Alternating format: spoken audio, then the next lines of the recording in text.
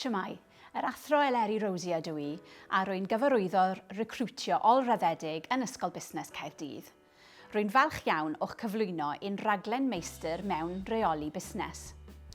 Yr hyn sy'n gosod y rhaglen hon ar wahân yw'r ffordd rydyn ni hwyluso myfyrwyr a chyfuniad o sgiliau technegol a phersonol sy'n hanfodol ar gyfer reolwyr deinamig heddi. Rydyn ni'n rhoi pwyslais cryf ar gynaliadwyedd gan adlewyrchu ein hunaniaeth yn Ysgol Busnes Gwerth Cyhoeddus.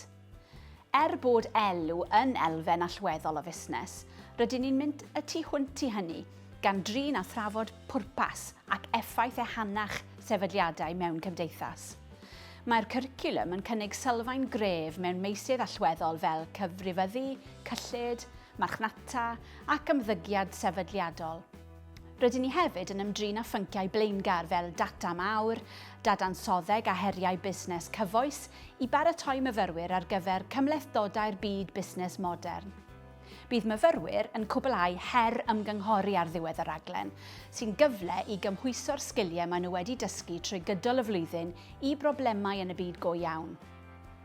Nodwedd amlwg o'n rhaglen yw ein hamrywiaeth, gyda myfyrwyr o bob cwr o'r byd yn dod â chynlluniau blas ar fyd gwaith diwylliannol unigryw.